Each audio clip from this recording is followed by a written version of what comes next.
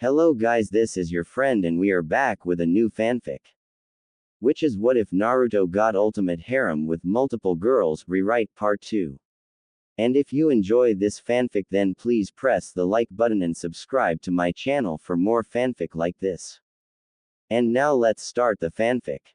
The next morning Naruto heads to the training ground that the team was supposed to meet at and is alone, being a couple minutes early. With his enhanced hearing he hears something flying towards him. With his eyes widened he moves his head out of the way. Not bad Naru-kun, his sensei Anko calls out. Although I'm not really surprised you're Jonin level with all the training Nai-chan, Yu-chan, Sum-chan, and I gave you all those years ago. Not to mention the training you did on your own during the academy. She says while grinning wildly. Can't you ever just say hello? He asks with some fake irritation. Anyway, looks like the team is all here now. He says, and just when he does, Sai and Kiba appear at his sides. HMPH, yay, well it looks like you would make a good team captain Naruto, what do you think Sai, Kiba? Anko asks. I would follow him anytime and any place. Kiba says while grinning, what do you think Sai, Naruto Taicho has a nice ring to it. Sai seems to really think about this for a minute. I will agree with your judgment, Kiba. I will help you out Naruto Taicho. He says calmly and with honesty. Danzo has always been harsh on him and the others en route, taking their emotions away and making them mindless drones. Sai is lucky to not have turned too far into the darkness to be able to have a shot at some amount of normalcy. He would much rather prefer to follow his brother Shin's ideals, that he sees in Naruto. After his brother's death he was heartbroken and closed off his own emotions. Now with Naruto, he can see some of his emotions coming back. Then it's official, I will be the captain of this team in Anko's absence. Naruto replies confidently. Alright then team, let me explain your test to you. Anko replies with a grin that disturbs them a bit. In the field is the new captain of Team 7, Naruto Uzumaki, along with Kiba Inuzuka and Sai. Anko is in front of them and about to explain the test. This test will not be very easy. What you are going to do is find a man named Kakashi Hatake. Once you do you will have to retrieve and bring to me his orange book. Is that understood? Anko asks seriously. You will have until the end of today to achieve it. If you do it quickly we will do our first mission, now get to it. Then she shuns away not giving them any other help with the test. Alright team, first off do any of you know a Kakashi Hatake? Naruto asks as he takes charge of the situation. He is called the copycat ninja of Konoha, said to have copied over 1000 jutsu. He has silver gravity-defying hair. He wears his headband on a diagonal with it covering his left eye. He also has a black ninja mask covering his face up to the middle of his nose. He possesses a Sharingan in the eye socket he covers but I don't know how he got it. Sai informs them having to know all the high-level shinobi of their village and the others. Good work Sai, any idea of where we could find him or how attached he is to this book of his? Naruto replies. Sai is confused with why he feels good under Naruto's praise but quickly shakes it off. It is said that he always has that book with him so he is probably very attached to it. As to where he would be, I don't know. Alright, do you know about him at all Kiba? Naruto questions his other teammate. No idea Naruto Taicho, sorry. Don't worry about it, let's just head back to the village. We can then question people for information or we might just get lucky, but it's all we can do for now so let's get to it. Naruto commands calmly. Hi Taicho, and they all get on their way. The team is now searching for this man named Kakashi Hatake throughout the village. They decided together, they would never be able to find him so they split up. Naruto left a wireless headset with each of them so he would be informed if they found something. He also made clones and hanged them into random civilians and began asking around. He then suddenly thought that he could just ask the Hokage about Kakashi and went on his way there. He gets there in only about 10 minutes, which is impressive with him starting at the other side of the village. Once entering his office, he sees the old man sitting behind the desk like he usually is and asks, "Hey Gigi, I'm looking for a guy named Kakashi Hatake, do you know where he is?" Kakashi, you say? I could probably point you to several locations in the village, he says while not seeing that question as being strange knowing their sensei. He then gets a map out and points to 3 places that he knows Kakashi likes to visit. Alright, thanks old man. Naruto says as he shunsins out of the room and starts to head to the first location while informing his team members. Hey guys, I have 3 places to look, I ask the Hokage. Kiba head over to the bookstore on the west side of the village, Sai go to the park on the eastern edge, and I will head to Training Ground 7. If you don't spot him in either of those places, meet me at Training Ground 7, you guys got it? He says speaking into the headset he is wearing. Got it Naruto Taicho, I'm heading to the bookstore now, good luck. Kiba replies. Yes Taicho, I will head to the park now. Sai replies. Good luck team. Naruto says as he gets to the location of Training Ground 7. Nearing Training Ground 7, Naruto goes into stealth mode. He jumps to the trees and suppresses his chakra so he is not discovered. Looking around the field, the only things he can see are 3 training posts, and a lake on the right side of the field. I don't really see anything, but maybe I haven't checked enough yet, he thinks to himself. As he is restarting his search, Kiba and Said both are having similar results in their searches. They decide that they will look around for about 5 more minutes and head to Training Ground 7 and regroup with Naruto.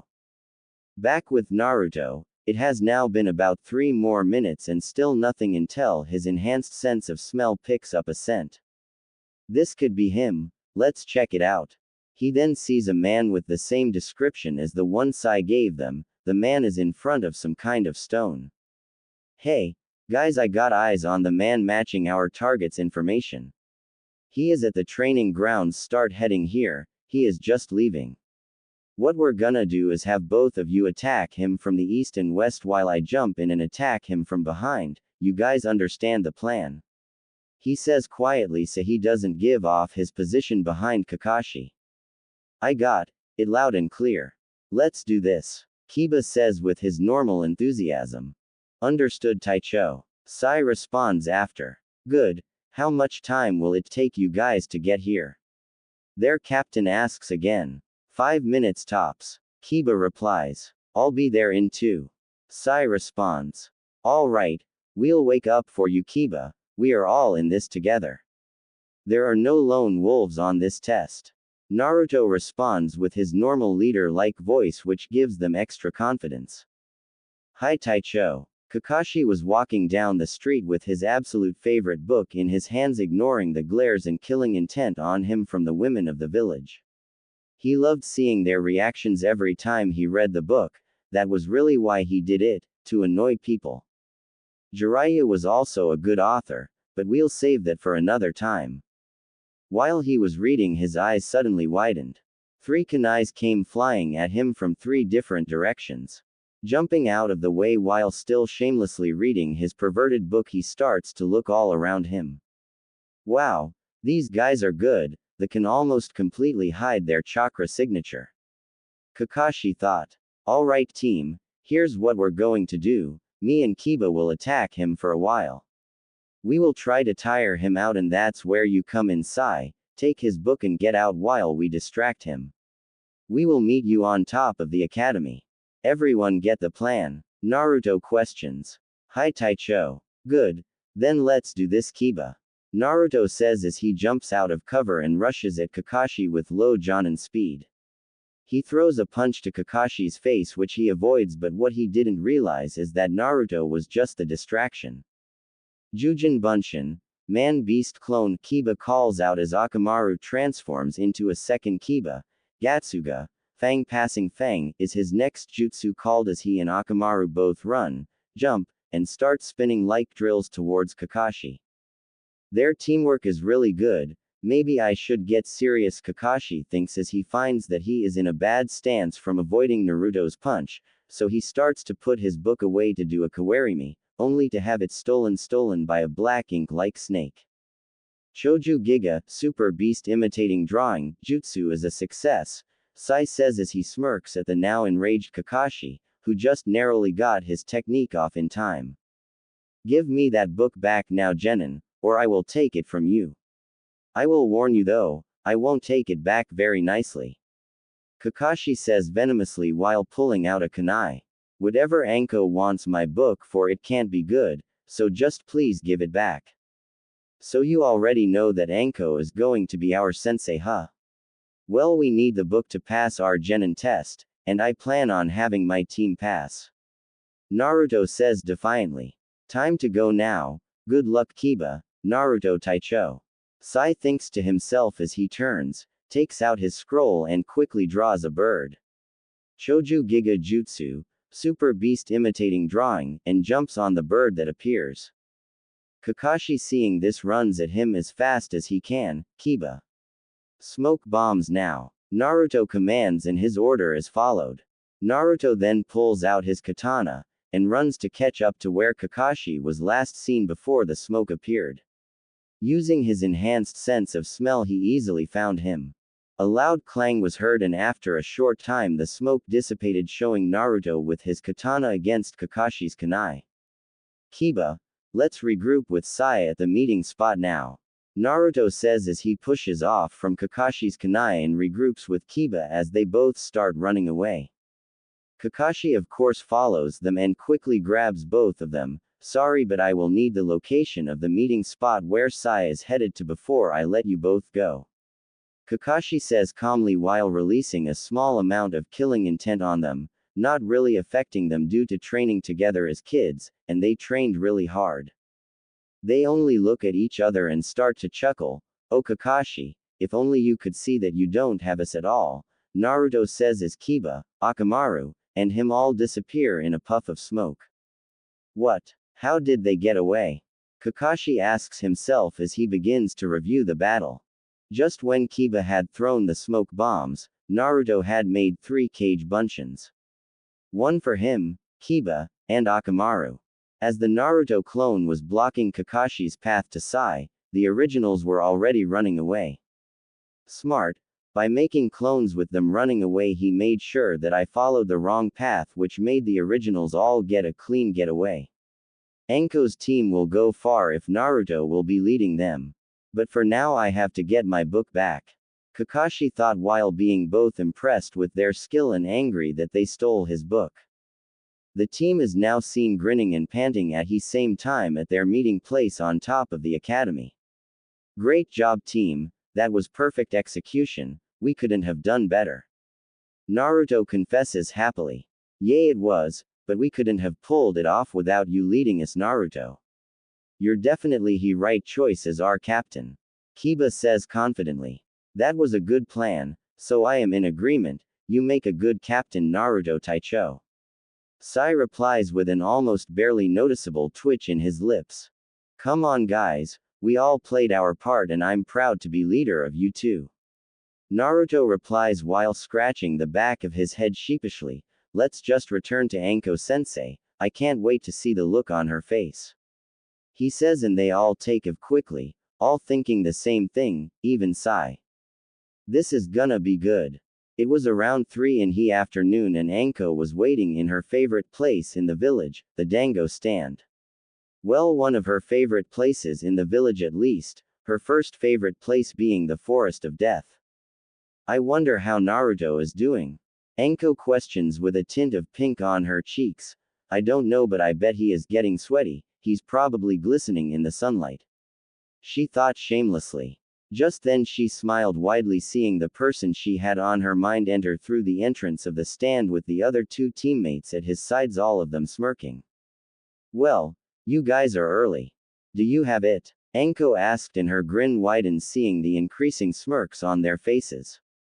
Sai then takes out the orange book out of his backpack and hands it to her. Great job team, this is impressive. I meant to make this test really hard. I won't be having a weak team, I'm going to make you all legendary someday, it will make me look good. She says with a triumphant grin. You already look amazing, Anko-chan. Naruto whispers in her ear, making her blush a pretty heavy red. Gotcha, Anko-chan, Naruto thought. Wow, I never would have thought that was coming, but I definitely like it. Anko thought to herself. Let's do our first mission since you guys finished early today. She says as she takes Kakashi's book and throws it in the air and shoots a fire jutsu at it, burning it instantly. Ha!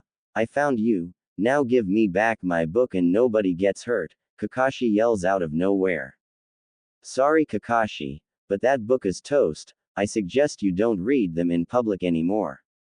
Anko says with a sadistic grin. No, Kakashi screams and starts to cry, making the others just shake their heads in shame. It has been roughly 2 weeks since the team got together and passed their Genin test. They have done around 15 D-rank missions, or should they say chores. There was one mission though, catching Tora the cat. What is surprising though is that they got the record for the fastest time finding it, and it seemed to like Naruto for some reason. Right now they are on their way for another one. Man, these are chores any normal person can do, so why are we? Kiba complains, speaking the same thought on everyone's mind. I agree with Kiba on this, these are not Genin-worthy missions. The only hard thing we do is the torture that Sensei calls training. Sai says. I'm not that bad, am I? Anko questions playfully to her Genin team. Well, a little maybe, but I love all the jutsus you taught me, they are amazing. Naruto says with a grin. Plus, we're getting faster and stronger and stealthier at an insane rate with all the weights we're wearing. I couldn't have asked for a better sensei than you, Anko. Naruto says honestly. The snake woman smiles brightly at the praise he gives her. Thanks, Naruto, that means a lot to me. I actually like teaching you guys and I can't wait till you make a name for yourselves. They then enter the Hokage's office and wait for their tortuous chores for the day. That is, until their sensei decides to help them out. Hello Team Naruto, are you ready for your D rank for today? The Hokage asks. Hello Hokage-sama, I think my team is ready for their first C rank mission today. Anko says confidently while the Genin smirk along with her. Iruka, who is helping the Hokage today, decides to protest. But they are a fresh Genin team, Anko-san, there is no way they are ready for a C rank mission yet. He speaks louder than he would have liked and paled a bit when he realized who he just spoke to. Anko, starting to get mad at his comment, decides to do the thing she would normally do and let everyone know what was on her mind. What gives you the right to judge my team for me? I'm their sensei now, not you, and I sure as hell know they are much stronger than any fresh Genin team in this village. She speaks back, unleashing a small amount of killing intent on him, not much but enough to make him sweat a bit. I believe she is right, Iruka. Besides, you have seen Naruto's strength not too long ago, you should know he is strong. Alright, I have a C rank for you, come in, calls out. The Hokage says. Then some man enters the room with a bottle of sake in his hand. He has a goatee, and dark eyes, with a pointy hat on his head. He has a dark sleeveless versus neck on with a towel over it. He is wearing beige pants, right now he seems to be studying them. Well, they look pretty good, I guess, especially the blonde kid. I'm Tazuna and I am a master bridge builder from Wave, that is where you will be taking me. The old man says as he takes another swig of sake. Alright, I'm their Jonin sensei Anko Mitarashi, the blonde is Naruto Uzumaki, the captain of the team, then the one with the dog is Kiba Inuzuka, and the black-haired guy is Sai. Anko introduces them. Meet at the front gate in an hour and pack for a 2 to 3 week mission. Hi sensei, is all they say as they leave and head home to pack. Kiba gets home then head to pack, while his sister and mom see him. Hey Runt, got a mission? Hannah asks. Grumbling a bit he looks at his mom and sister and replies, High AC rank to Wave Country. Well, be careful and make sure to listen to your sensei. His mother tells him knowing he can be a little reckless. Haika-san, I will listen to Anko-sensei and Naruto Taicho. He responds surprising them at calling Naruto Captain. Captain Naruto how did Naruto-kun get Kiba to listen to him? Hana ponders to herself. He's an alpha. Her mother says shaking her out of her thoughts that she had noticed. That's why Kiba listens to him. Hana just smiles and nods, having faith that Kiba will be safe under Naruto's leadership. Naruto and Sai living by themselves just pack what is needed and head out. Sai goes to the front gate while Naruto heads to Ichiraku's to say goodbye. Ayame Ne-chan, Naruto says into his stand and sees her and smiles his famous smile. I'm going on a C rank mission today, so I will be gone for about 3 weeks. I just thought I would tell you. Thanks for telling me, Naru-kun, and be sure to be careful and protect your friends and then come back and tell us about it. Okay, she says while hugging him, worried for his safety a bit. I will, I promise. Naruto says. Good luck, Naruto-kun, and be good while you're gone. Tuki says with a smile, but is also worried about him. Okay, I will, bye. Naruto says with a wave behind him. He then heads to Hinata's house to say goodbye. Shortly after telling a guard to go get her, she walks out, and when she sees him she smiles brightly. Naruto-kun, how are you? She asks as she hugs him. I'm good today, Hinata-chan. I just came to tell you I'm leaving the village today for a 2 to 3 week C rank mission. Naruto says as they release from the hug. Oh, okay, Naruto-kun, be careful out there and maybe we could go get ramen together for a celebration for your first C rank. She says with a small smile on her face. She is happy for him but at the same time scared for him. Sure, Hinata-chan, and tell Shino that I'm gone too. Bye, he says and waves and heads to the front gates. Shortly later he arrives at the gate to see Tazuna, Kiba, Sai, and Anko waiting for him. I'm ready, team, how about you? He asks, making them all smile. I'm good, let's do this, Taicho. Kiba says with a grin. I'm fully prepared as well, Taicho. Sai says with a smile. The team all worked with him in the 2 weeks they were together to get some emotions back, and it is working well. They all nodded to each other, ready for the mission and dangers ahead.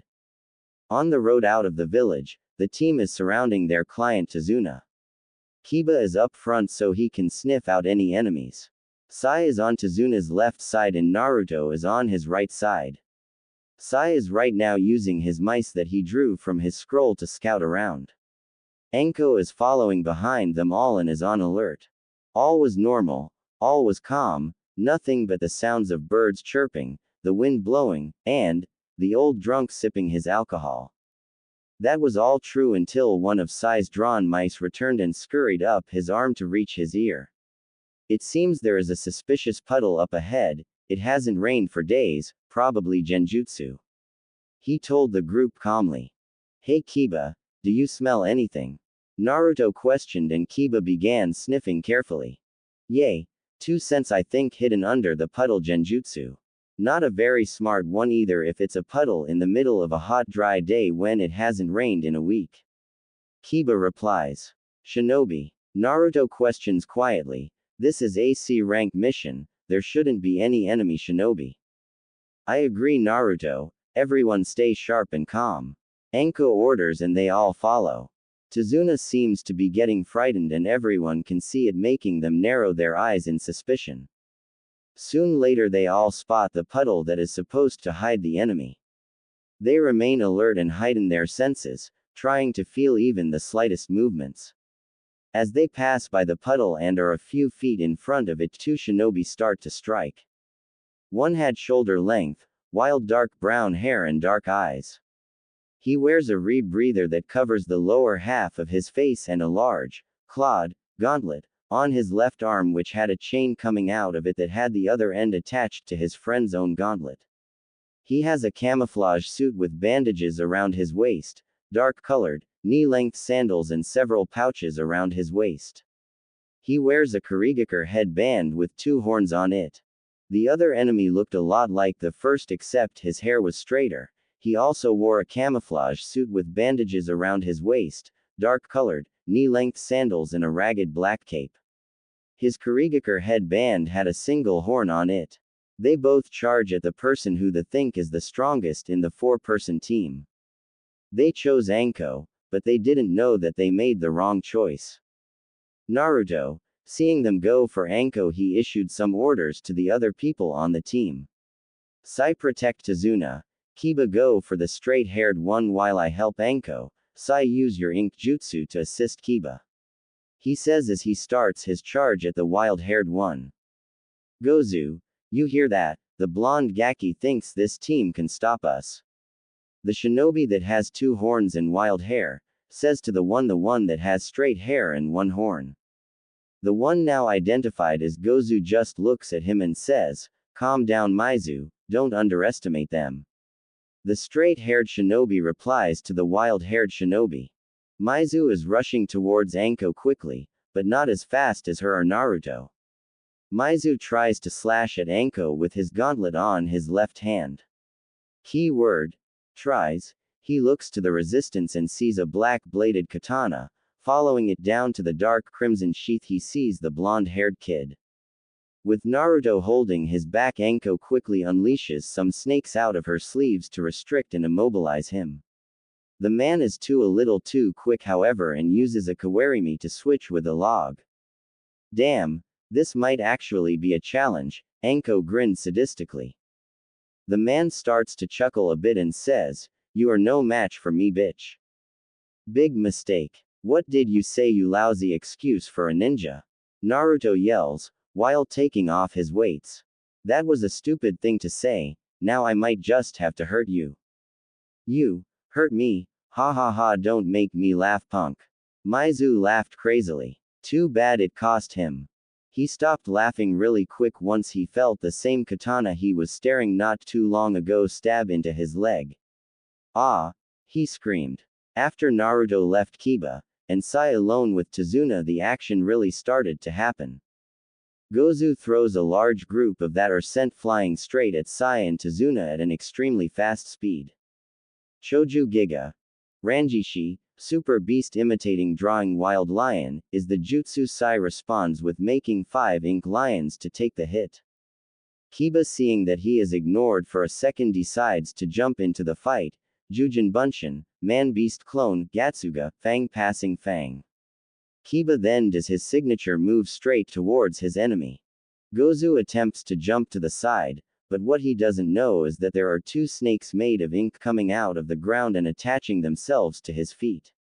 Shit, is all he can think before Kiba and Akamaru barrel into him. Ha, that was easy. Then the person they had just defeated poofed into a log. I just had to assume we had one, didn't I? Kiba thought before he was kicked to the side by Gozu. Thought you had me, huh? I'll admit, that was close but not close enough. Gozu replies as he walks towards Kiba, who is now laying against a tree unconscious. Akamaru jumps in front of his master and prepares to attack.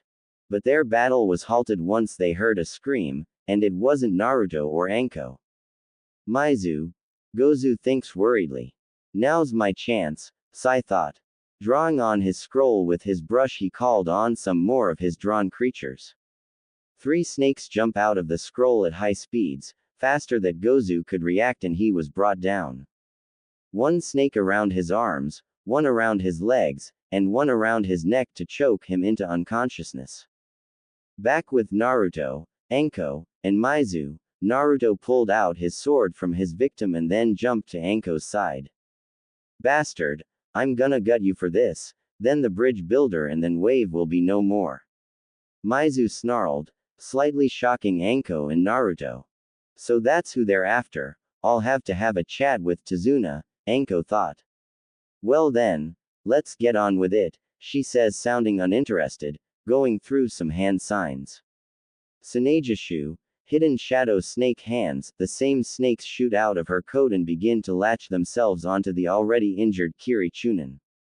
They then bite into his neck, arms, and legs, and Naruto appears in front of him and punches him in the stomach, sending him the rest of the way into unconsciousness.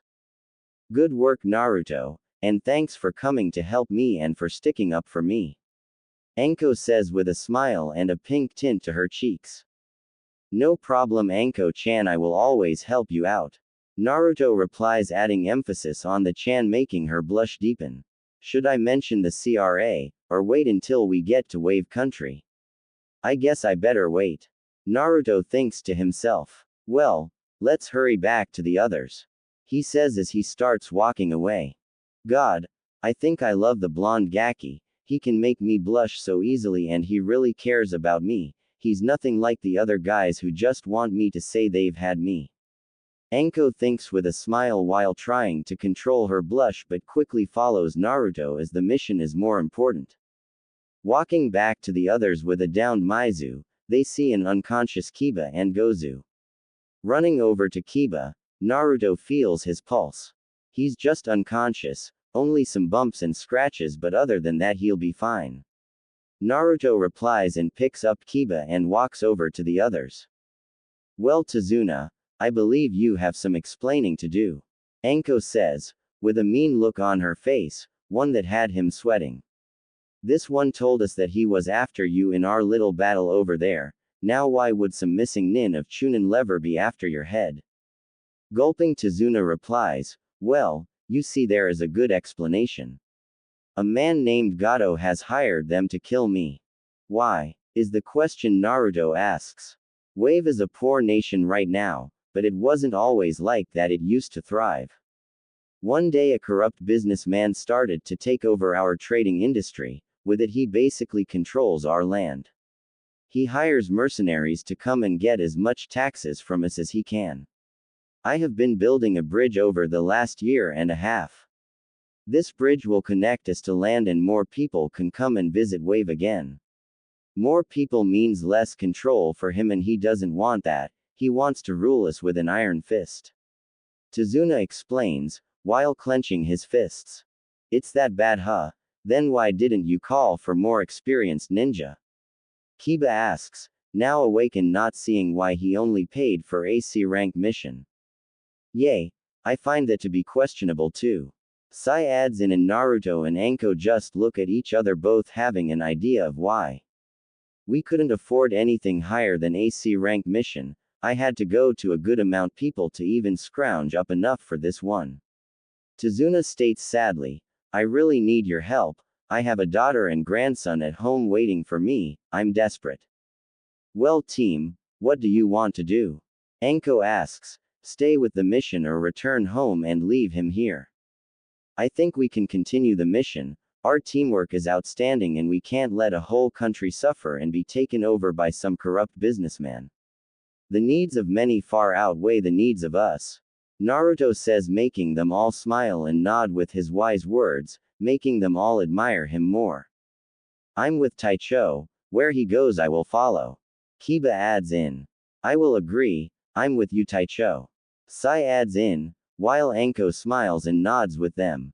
Tazuna is relieved to see the blonde has agreed to help, seeing as he has the utmost amount of loyalty from the others.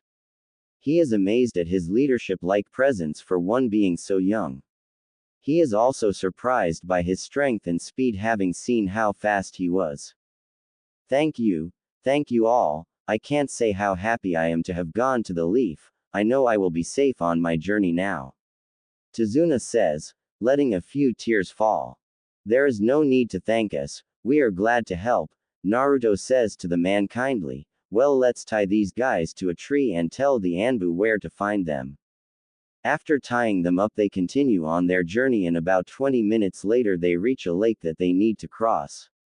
There is a problem though, the boat is very small and one of them won't fit. Well, I guess I won't get on, I could just fly across, plus I haven't stretched my wings in a while anyway.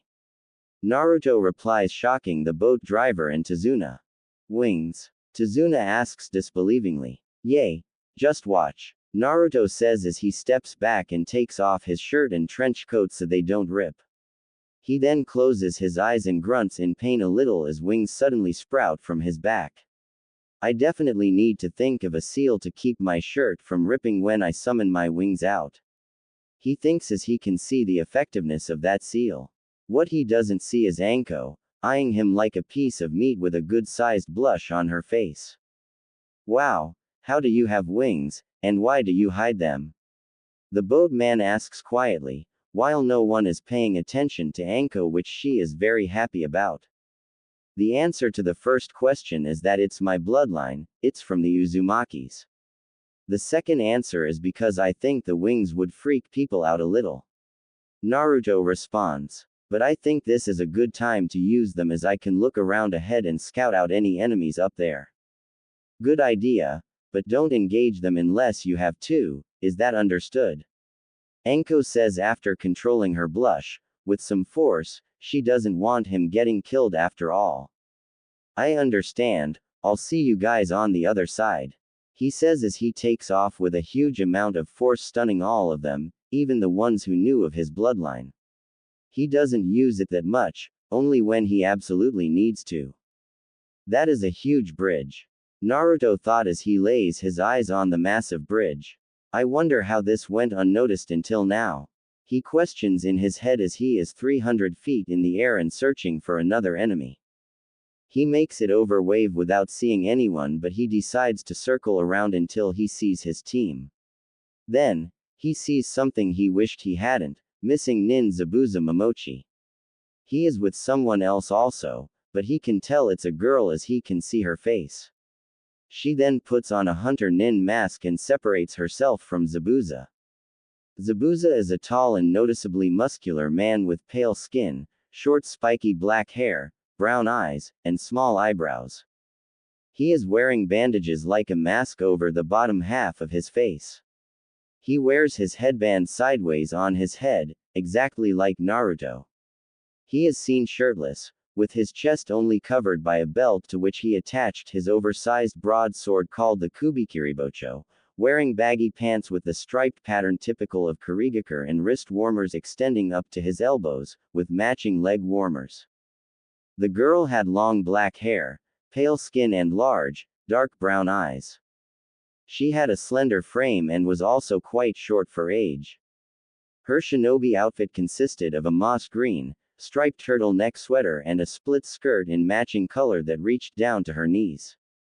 On the outside of that, she wore a green-blue short kimono with white edges, and around her waist a green-brown obi, in the same fabric as her sweater, with a fringed trail. She also wore light brown platoon sandals with straps in the same color as her kimono and nail polish on her fingernails and toenails in matching blue-green color. When wearing this outfit, Haku's long hair was gathered in a white bun holder tied with a green-blue tie, while 2 locks of her hair fell loose framing her face, bound with metal hair cuffs at the ends. Haku also wore a black forehead protector with the symbol of her village Kurigakure. What is she doing? Naruto thinks, but quickly becomes alarmed as he can see his team approaching the spot where Zabuza is, so he quickly descends. Zabuza is waiting in a tree and is getting ready to throw his oversized broadsword at the team. When he does, he sees a winged blonde-headed kid land behind the team and pull out a nice-looking katana and deflect the Kubikiribocho to the side and into a tree. What? There is no way anyone can be strong enough to knock that weapon to the side like that. This winged kid is good.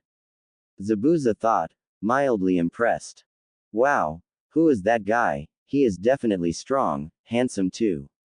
The girl that Naruto saw leave, Zabuza thought with a blush.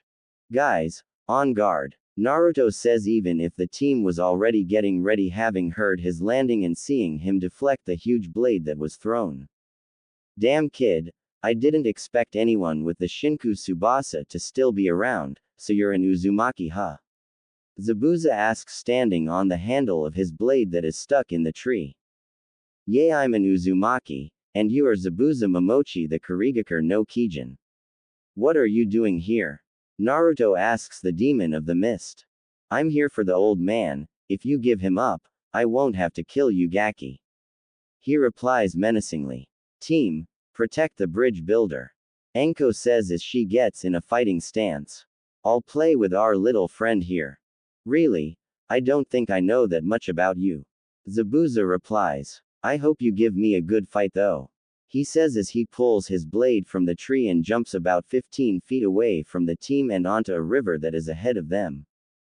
Zabuza then does a strange hand sign and says, Kurigakur no Jutsu, hiding in mist technique. Shit. Guys, stay together and at all costs protect Tazuna. Naruto says as he knows this is a dangerous technique, having read about all high-level missing nin. Then Anko and Zabuza start releasing killing intent at high levels and Kiba is having a bit of a hard time breathing, Tazuna too. This is ridiculous, how can sensei stand this? I think I'd rather kill myself. He thinks as he takes out a kunai. Stay calm Kiba, I'm right next to you and we will not die here. I will protect you with everything I have, that goes for you too Tazuna. Naruto says with full confidence. Hearing this Kiba and Tazuna both feel better and have their confidence back, thanks Naruto Taicho, I needed that. No problem, we are teammates after all, now let's just stay focused and we will make it out of this alive.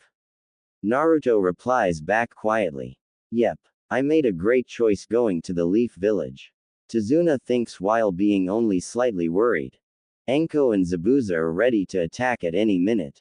Zabuza, speaking through the mist says, 8 places, liver, lungs, spine, clavicle vein, neck vein, brain, heart, and kidneys, which one should I go after? Hearing this trough the mist didn't help the team or Tazuna at all. But Naruto's words from before had kept them calm and they were confident in their secondary leader. Anko should be able to handle this, but just in case Naruto Taicho could back her up. We will make it out of this fine, I just need to do as I'm told. Kiba thought while getting into their formation in front of Tazuna. Naruto, with his wings out is in front of Tazuna, with his wings spread all the way apart. Sai and Kiba are each behind one of his wings with their backs to them, trusting that Naruto will keep them safe while watching for an attack from behind. Tazuna is in between Kiba and Sai, and is hiding as best he can behind the blonde's wings. Anko is about 10 feet in front of them all and is holding 2 kunai and is ready for where Zabuza will attack from. Where is this bastard? I can't really hear anything, but if I were him, I would probably just, her thoughts stopping at the end knowing where his first strike will be. Naruto, team, watch out. Anko calls out in the mist, but Zabuza had already appeared in front of the team. Gotcha. Zabuza says into Naruto's face with a grin, or at least what looks like it from under the mask of bandages. Too bad it disappears when he swings his sword down on Naruto, only to have it stop when Naruto's katana is in front of him, stopping the blade on a dime. I'm sorry, what was that you said before about having us? I seem to have misheard you or something. Naruto says while Tazuna, his teammates, and Anko smirk. Zabuza is not amused however and starts to push down harder, not seeing the snakes that are coming from Naruto's pant legs. Shut up Gaki, I will destroy why. Zabuza starts only to feel couple snakes bite into his legs. Instead of blood coming from the wounds though, it's water. Mizu Bunshin Naruto thought frantically, where is he then?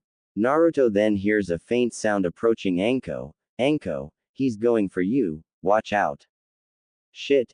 Anko curses and is kicked in the stomach and sent flying towards the water. Tsunejishu, Anko calls out sending her snakes from her sleeves and attaching them to some tress to stop and then puts up her kunai to block Zabuza's massive blade. Not bad girly, Zabuza taunts, but not good enough.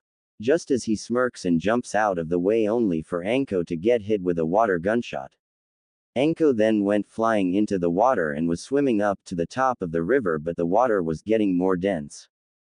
What is with this water? It's so dense I can hardly move. Suiro no Jutsu, water prison technique, Zabuza says to her, making her eyes widen. He then makes a Mizu Bunshin to take the hold of the prison, while the mist starts dissipating. No, how could I get into this? Guys, you should take Tazuna and run away, I'll be fine. Anko calls out trying to get them to stay safe. Sorry, but no can do Anko, I sure as hell am not leaving you behind with no brows over here, Naruto says, making Anko's lips twitch in amusement, but Zabuza gets a tick on his head. What was that, you little bastard? Zabuza yells out. Just go, Naruto, led Tazuna to safety. Anko calls out again, happy that he wants to protect her but scared as hell that he might die doing it. My mind's made up, I'm staying. Naruto responds, alright guys, this is gonna be a pretty good test of our teamwork, but we can do this. Naruto says confidently. I'm with you, Taicho. Kiba says, along with Sai nodding his head, making Naruto smile. Good. First things first, we free Anko. I'm going to fly into the air and use one of my wind jutsus to shake them up a bit. Sai, you make more of you drawings and engage, and Kiba stay back with Tazuna and only join in when you see an opening. Got it. Hi. They both say with Sai taking out his scroll. Naruto flies up into the sky and prepares his jutsu. Going through the hand signs he shouts, Futon Senpu Metsubo, wind release, whirlwind destruction. He flaps his powerful wings and sends hurricane force winds down onto the Zabuza clone and the original. Shit. This wind power is unreal, the Zabuza clone thinks while trying to keep his hold on the water prison, but the winds are too strong and his power is weakening. He then spots some lions that seem to be made of ink coming towards him. Damn, maybe these guys are no joke. That guy is good, he leads and he inspires his teammates, and these winds are outrageous, the nearby masked girl says with awe and a blush. Choju Giga. Sai calls out afterward and the lions jump on the Zabuza clone, releasing their sensei. Thanks Sai, and good work. Anko says with a proud grin, where's Naruto? She questions. Still fighting Zabuza, I think. He disappeared when Taicho's jutsu came down on him. Kiba responds, good to have you back. By the way, what should we do? You two should protect Tazuna while I go search for them. Anko orders while taking off. You alright, Tazuna-san? Sai asks. Yay. I'm doing fine thanks to you guys. Who knew that Blonde would be that smart and powerful? I'm glad to have gone to the Leaf Village, that's for sure. Tazuna responds, making them smile at his words. What? You doubted us? Naruto is easily the strongest genin of the village. In fact, he should be higher level but chose to stay back with us in school. You're lucky to have him watching out for you. Kiba responds with a grin. I agree. He is a good leader and he is powerful, but don't forget about us, we are not pushovers either. Sai responds with a small grin. As well as in the weeks on the team, he has begun to regain his emotions to a small extent. Back with Naruto, he is still hovering in the air watching a slightly scratched up Zabuza. Give it up, no brows, this fight has gone on long enough, let's just talk. I have nothing to say to you, brat. Zabuza says, going trough some more hand signs. Sweden. Daibikufu no Jutsu, water release, great waterfall technique, and a spiral of water appears around him as he sends it into the sky at Naruto. Too bad, we should be allies instead of enemies. Naruto says as he also goes through some hand signs. Futon. Kami Oroshi, wing release. Godly wind from the mountains, Naruto says as a wind spiral shoots from it, the water spiral with incredible speed. As both attacks hit, the water stops dead in its tracks and begins to shoot all around as the wind hits it. It eventually wins out and throws Zabuza back and into a tree. What is this kid? He thinks as Naruto then flies down and kicks him in the stomach and elbows him in the head. You should have accepted my offer to talk instead of fight. I would rather have not killed you. Naruto says as he readies his katana to strike. As he begins his swing, he stops as two Senbon needles fly out of the trees and hit Zabuza in the neck, making him go limp. Thank you for dealing with Zabuza. I have been hunting him for a while and I don't think I could have beaten him if you didn't wear him out. A feminine voice calls out and Naruto looks to his side to the girl he had seen before the fight come out with her mask on. I think I'll let the go for now, besides I can sense Anko coming near. Naruto thinks, that's alright Hunter-chan, I don't think he is going anywhere for now. A blush forms on the girl's face, Not that Naruto knew, and she was surprised that he could tell that she was a girl and also happy for the mask covering her blush. Well, I will take the body away now. Why am I blushing? It won't go away either. God, he is so handsome.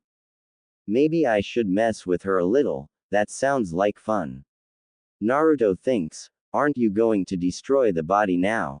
As in right here right now. Naruto, are you alright? Anko asks, entering the field where the fighting had taken place minutes before. She gets a little cautious seeing a mist hunter nin, standing by Zabuza's body. Who is this, and what happened? This is a mist hunter nin. She threw Senbon needles into his neck after I had beat him. She is going to dispose of the body now. Naruto said with a smirk at the girl who right now is slightly freaking out. Sorry, but I have to go now, goodbye. She says, and she throws Senbon towards Anko out of nowhere as a distraction. Anko, who is not ready at all, can't get away on time, and she knows and Naruto knows.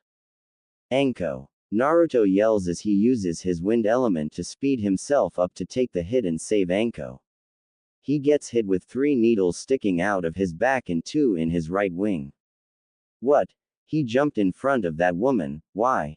The girl with the mask asks herself as she feels scared that he did that for the woman and also worried that he might die. She is even a little jealous of the woman. She gets to spend a lot of time with the strong and handsome blonde. On the outside, she just picked up Zabuza and his massive sword and turned to leave. He is a true ninja. I hope that we will not see you again. I'm sorry for what happened as well, goodbye. She says, trying to force her body not to go and help the blonde, and she disappears with a shunshin with Zabuza. Naruto, are you alright? Anko screams, trying not to completely start bawling as her eyes are already watering. Why did you do that? She asks her now unconscious blonde crush. Naruto, why did you do that? I don't think those Senbon were going to be any vital hits on your sensei. Kyoshi's voice calls out worriedly as he is now in his mindscape. I knew that, but still I wanted her to be safe, and if I can take the pain instead of her, then I'm going to do it. Naruto says, making Kyoshi love him even more as she knows for certain that he will do anything for his loved ones. You know, I love you so much, Naruto-kun, but could you please be more careful? You're going to be fine in a few hours though. Those Senbon pierced your back quite deeply and have hit some important nerve clusters in your back. Add the fact that you used a good amount of chakra in your jutsus, you're gonna be out like a light for a while. Kyoshi says to the blonde. I love you too, and that's fine, I needed the rest anyway. Plus, now we get to spend more time together now. Naruto says, making her blush like crazy with a beautiful and genuine smile on her face. Anko, crying slightly, smiles in happiness. He's just unconscious, I'm so happy. She thinks, wiping her tears away. He saved me, I can't believe he would go that far for me, I love you, Naruto-kun. She then starts heading back to the group after pulling out the Senbon, and watching in fascination that his wings went back into his body.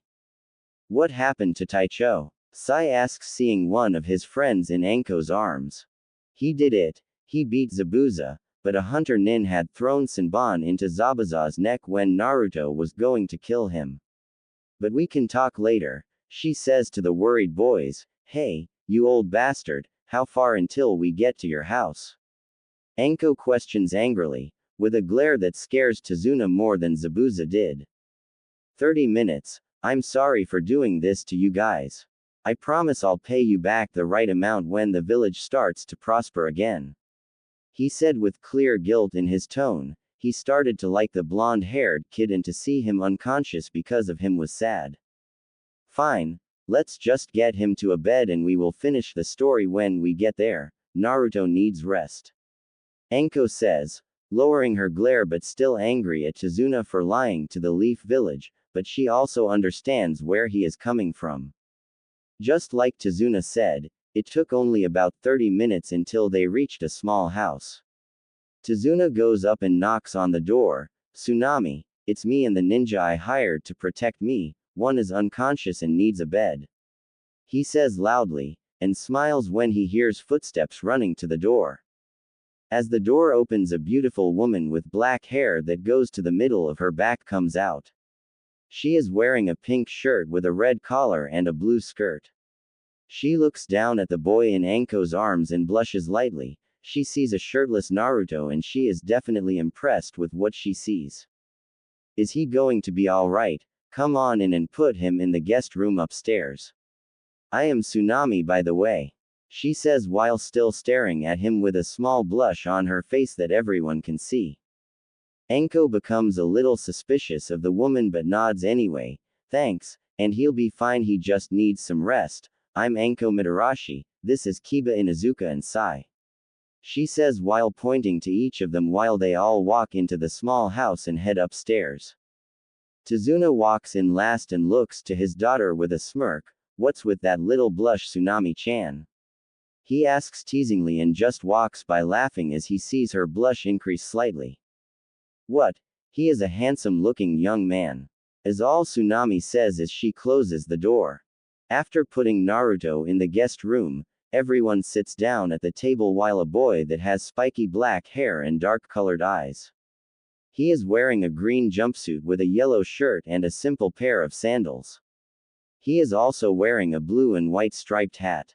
This is my son, Inari, Tsunami says. Alright, well, I guess I can finish the story now, Anko says while everyone becomes curious, all except for Inari, who just goes up to Tazuna. It's good to see you again, Grandpa. I'm gonna go to my room now, Inari says. Don't you want to hear the story? That blonde-haired kid is incredible. I'm sure you would like to hear it, making Tsunami even more curious about the good-looking young blonde. No thanks, they are just gonna die anyway, he says, shocking the ninja and making his mother and grandfather angry. Inari, how could you say something like that? Tsunami says to him with a scolding tone. That boy upstairs saved my life at the risk of his own. He could have just left me to die, but he chose to help me anyway, Tazuna adds in angrily. Whatever, the boy says while going up the stairs. How could he say that about us in Naruto Taicho? What's his problem? Kiba asks, clenching his fists. A year ago, my husband Kaiza was the hero of our village. He helped out around here and everyone looked up to him. When Gato came, Kaiza stood up to them, but Gato didn't want any opposition, so he captured Kaiza. In front of the entire village he had Kaiza executed, Tsunami explains while wiping the tears from her eyes. Inari has never been the same after that. The team is silent after that, not knowing what to say to the woman. After a fairly awkward silence, Anko decides that it's time to tell her story about the fight. Let's get back to the fight. I had seen Naruto in the air with Zabuza on the water. Zabuza had done a pretty high-ranked water jutsu, the Suiten Daibikufu. Naruto, seeing the attack coming, prepares a just as powerful wind jutsu, the Futon Kami Oroshi Jutsu. Anko says. The attacks collided and the wind beat the water and threw Zabuza into a tree. Naruto then swooped down and kicked Zabuza in the stomach and elbowed him in the face. After that, he said some Senbon came flying out from the trees and hit Zabuza in the neck, killing him. Hearing this makes the family calm relieved, along with Kiba and Sai, only for them to get worried at the next part of the story. But it turns out it was a death-like state. He's not actually dead. The hunter Nin was a fake and she threw Senbon at me when I wasn't ready, but Naruto jumped in front of me and took the hit, knocking him out. She finishes, making Tazuna and the others smile at Naruto's bravery. I haven't even talked to this guy yet and he already reminds me of Kaiza-kun, Tsunami thinks to herself with a small blush, wanting to talk to the young man. Wait, you said Zabuza is still alive though, what should we do? Kiba asks, making the others stop their thoughts, and worry a little. Seeing this, Anko says, don't worry too much, we'll handle them when Naruto is able, which should be around dinner time or so, which makes them feel better. Just give Naruto some time to rest and when he's ready we can train for the fight. I'd say we have about 2 weeks until Zabuza is back to normal. How does Naruto have wings? I never saw them or anything. Tsunami asks curiously. It's a bloodline limit called Shinku Tsubasa. This wings are retractable so they disappeared into his back. Anko explains. Waking up, Naruto opens his eyes to see the same woman that opened the door for the team, but being unconscious he hasn't met her yet. Looking into her beautiful dark eyes, he asks, "Are you an angel?" He then suddenly remembers that he's not dead and blushes in embarrassment. But not as much as Tsunami does. An angel? He thinks I'm beautiful. That's so sweet. No, I'm Tsunami, I'm Tezuna's daughter. She replies with a beautiful smile and a pink tint to her face. Oh. I'm Naruto Uzumaki, thank you for letting me and my teammates stay here. He says awkwardly while looking at her eyes, getting lost in them. She is beautiful. No need to thank me, Naruto-san. In fact, thanks to you, my father came back safe and sound. I heard about your fight and I'm grateful to you. She says, making him blush in embarrassment. He just smiles at her and rubs his head sheepishly, making the woman stare at his still bare chest and blush harder. Dinner is ready, so I thought I could come and wake you up. I would like to thank you again. My father said that if you didn't come then the others wouldn't have either. He said that you inspired them to follow you. I think that's what makes the perfect leader, and I can't thank you enough. She says to him with a small bow. Please, no bowing to me, stand up. I find it kinda awkward when people bow to me. And I wasn't alone in helping, my teammates and my sensei were there just as much as I was. Naruto says, making her smile at how modest and kind he was. Well, come down and get some dinner. I hope you like it. I did the best I could so you could recover your strength. I'm sure I will enjoy it, thank you. He responds as he follows her led down the hall. When both Tsunami and Naruto entered the kitchen, the whole table just lit up. Naruto-kun. Anko yells and glomps him but remembers that others are around and blushes. While she's doing that she misses the slight glare she gets from Tsunami. Whoa, what's going on between you two, huh, sensei? Kiba asks while snickering. Shut up, mutt. None of your business. Anko says, still hugging Naruto. Hey, as Kiba's awkward laugh in reply, not wanting to make Anko angry. Seeing this, Anko smirks. That's right, mutt. Anyway, we should all start some training today, so let's go into the woods for it after dinner. When dinner is over, Anko says, Naruto, leave some clones behind at the house to protect the others. Got it, is his reply as he does just that and follows them out the door, waving at Tsunami as she blushes a bit and waves back at him. He's so handsome, but am I too old? I don't know what to do. She thinks to herself. As the team gets out into the woods a bit, Anko stops and turns to them. Alright guys, this is a chakra control exercise that focus completely on pure control. Take out a kunai and hold it in your hand. You must use your chakra to make the kunai stand up in your hand. Keep it perfectly still, she says while taking out a kunai and showing them what to do. Anbu are taught how to do this training to prevent any accidents.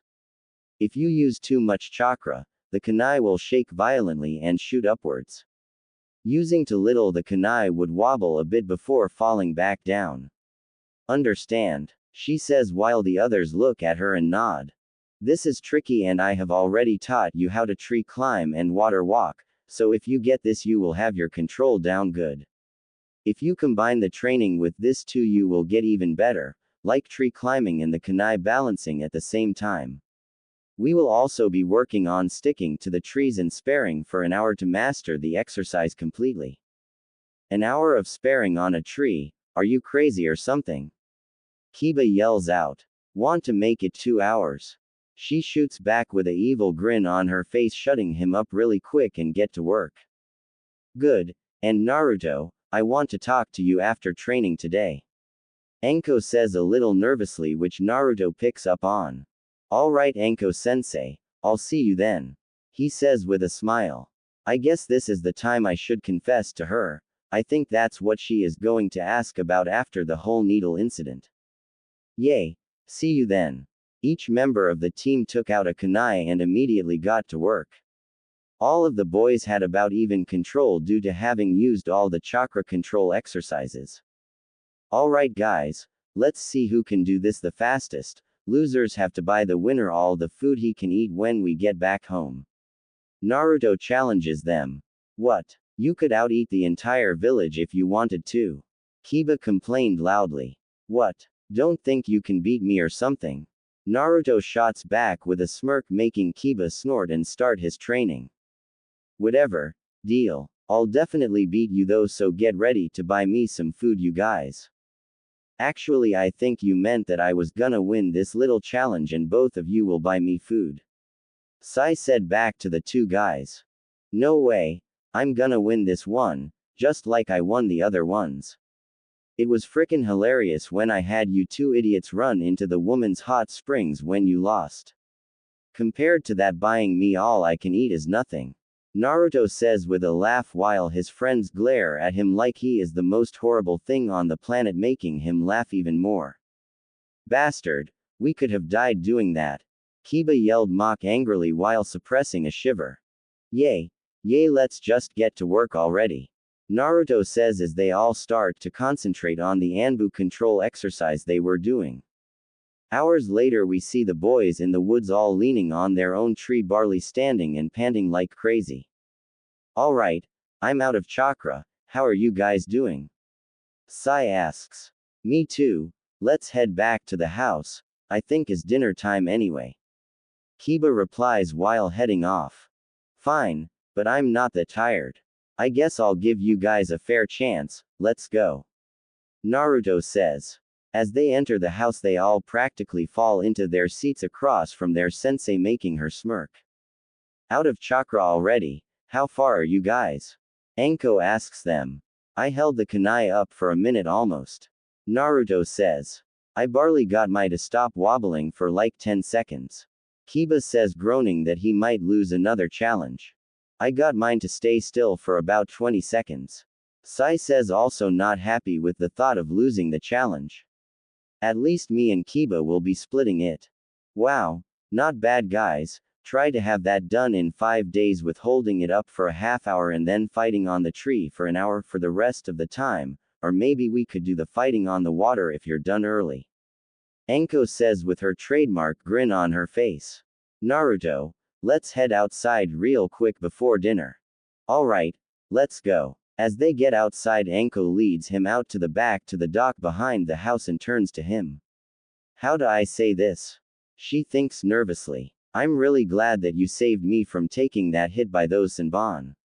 She says with a nervous but still grateful smile, not really looking into his eyes. You're welcome, but I'm thinking that you have something else to say with the look you're giving me. Naruto says with a smile and hope in his eyes. I hope she's going to say she likes me. Well, I was just wondering why you would go that at for me. I like that you did and it makes me happy, but I was really worried about you. She says softly with a little blush. Well, she didn't say it directly, but I can tell, Naruto thinks happily. I really like you, Anko, and I don't want to see you get hurt.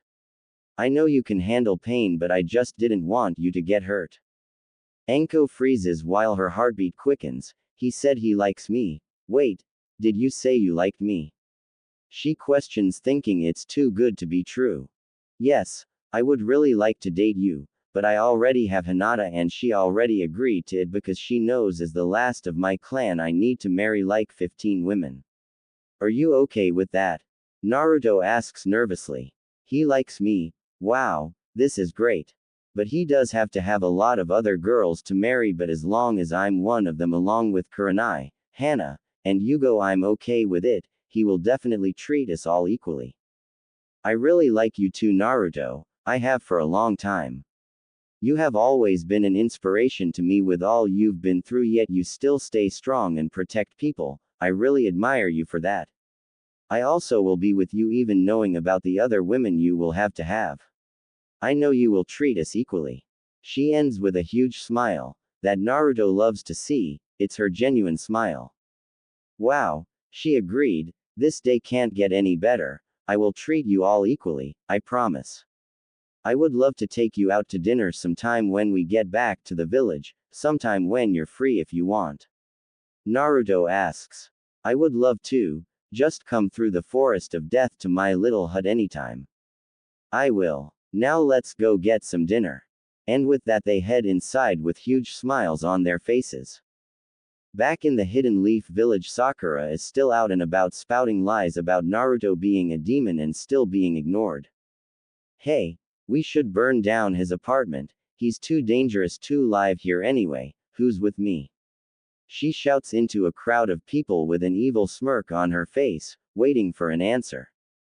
Come on people, this is gonna be great, he's dangerous and is only trying to be cool to steal me away from Sasuke-kun. Will you give it up already, you stupid little girl? Yelled some random civilian women. If he was a demon then he would have slaughtered us all after we almost beat him to death. He's a good boy, with nothing but good intentions in his heart, and I am glad that he is here in the village protecting us. What? He is just using his demon powers to confuse you, screamed the pink-haired girl. Come on, he's just messing with you. If you don't believe me then I'll just leave. You're the one who's confused, give it up, we will never harm him again. Yelled another random civilian, this time a man in his late 30s. Fine, then I'll just leave the village, and I'll show you all that he is a true demon in human disguise. She screeched back at them and then just storms off. Yay, girl, whatever. A young teenage girl says as the crowd dispersed. I will get you for this, Naruto baka. I'm gonna find someone to help me get you, then the village will love me and I will get Sasuke-kun all to myself. She thinks as she is packing her things to leave, not even caring for her own parents. She only cares about ruining Naruto's reputation and getting Sasuke. Back with the team at the dinner table, they are all having a nice conversation, not knowing of the new traitor and possible threat to the village leaving. They are all having a good time until the young boy on the other side of the table from them screams at them. Why are you even here? You are all acting so happy and having fun, while we suffer by that evil man Gato. Inari screams, silencing them. Inari, don't yell at them, they are protecting us when they didn't need to. Scolded Tsunami. Come on, you don't have to be afraid, we're gonna help you. Naruto says calmly.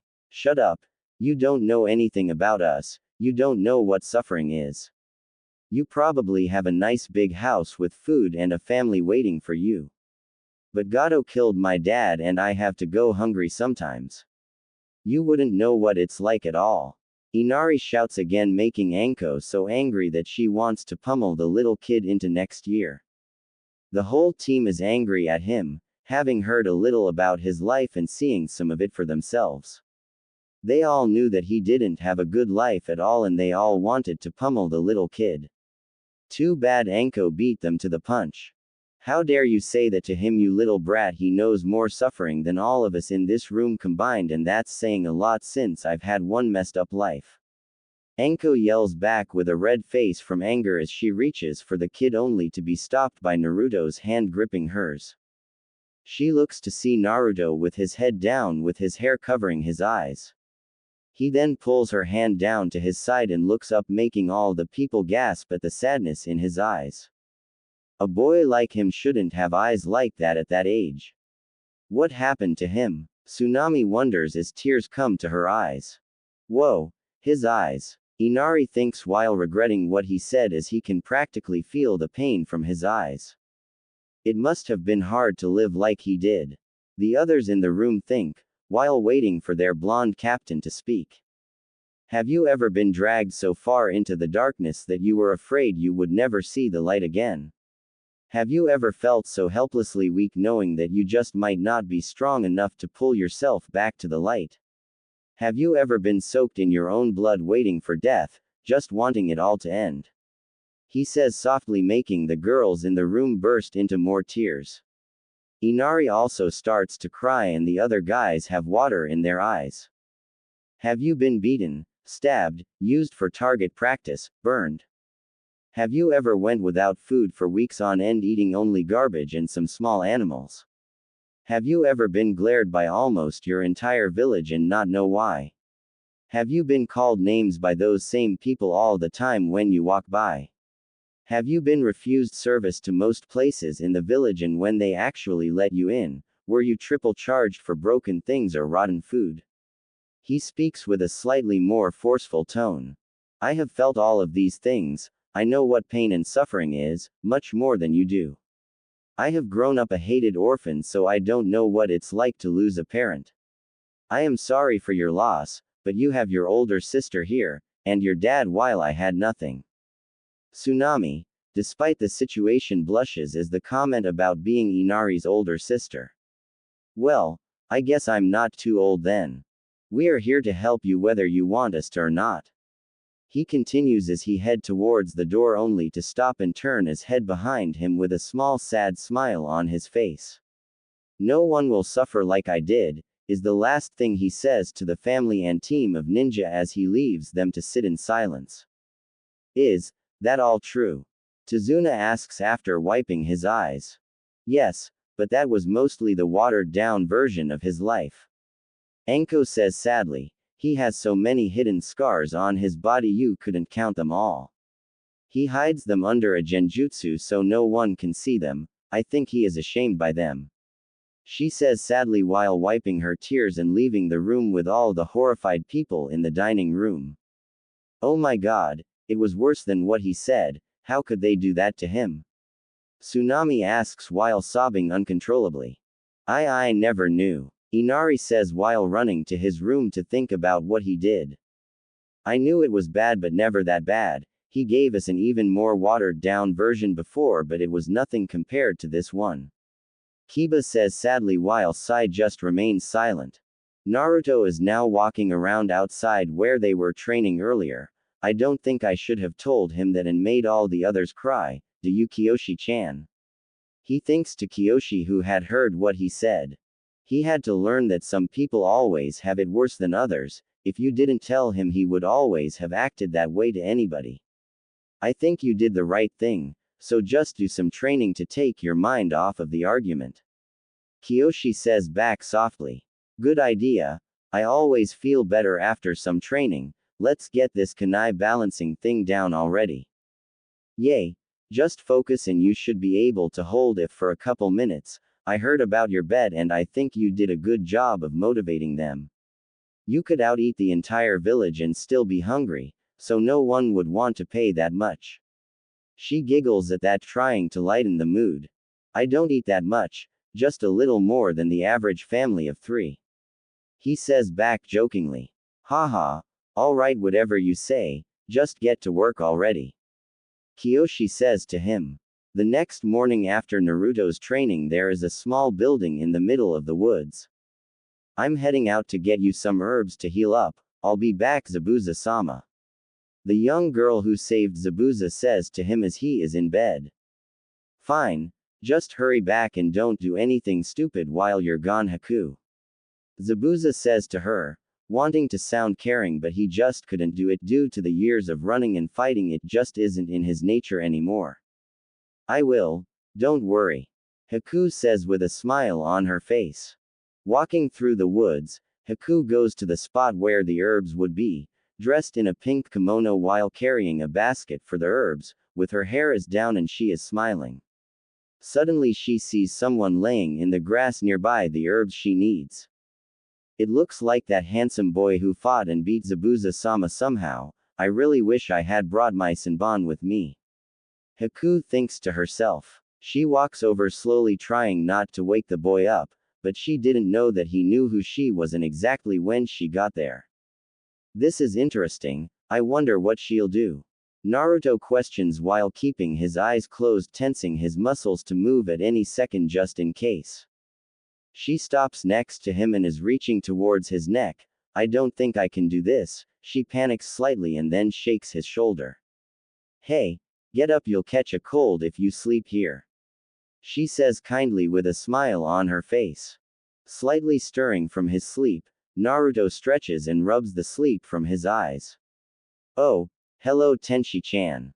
Naruto says with a smile, making her blush like crazy from his compliment and more from his smile. God, he is so handsome with that smile, and he called me an angel, how sweet. She thinks to herself. Trying to control her blush, she stutters out, "My name is Haku, what is yours?" Naruto. Naruto Uzumaki. Nice to meet you, Haku-chan. What are you doing here so early? Naruto questions innocently. I'm picking herbs for my friend, he has been injured recently and is healing up. But I think I should be asking you that question. Haku asks with a light giggle. I was training, I must have fallen asleep before I went back to my client's house. Naruto says back to the girl. Training? Are you a ninja then? The girl asks him back. Yep. I'm a ninja alright, so do you want some help picking your herbs? Sure. Thank you, but why were you training? You seem pretty strong already. Haku asks and blushes some more when she remembers his body shirtless. I'm pretty strong, I guess, but I want to be even stronger. Naruto says to her. Why? Do you have some precious people to protect? Haku asks. I think when someone has precious people to protect, that makes them truly strong. Naruto then goes into his patented thinking pose, making the girl giggle to herself while holding herself to the ground so she doesn't glomp him. I do have precious people and I would give my life in an instant to protect them. I wouldn't be half as strong as I am now without them. He says confidently, making Haku's smile widen. Good.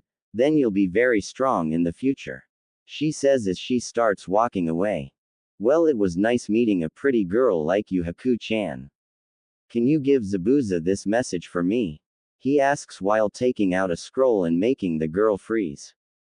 How did he know I talked to Zabuza-sama? She tenses her muscles to run as fast as she can. How did you know I work with Zabuza-sama? I'm not going to hurt you, Haku-chan.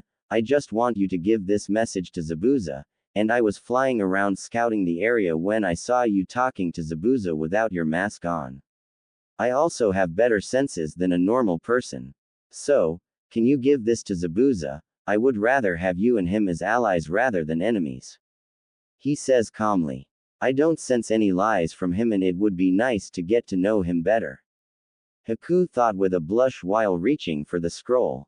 Alright, I'll give this to him and I will see you later if he agrees.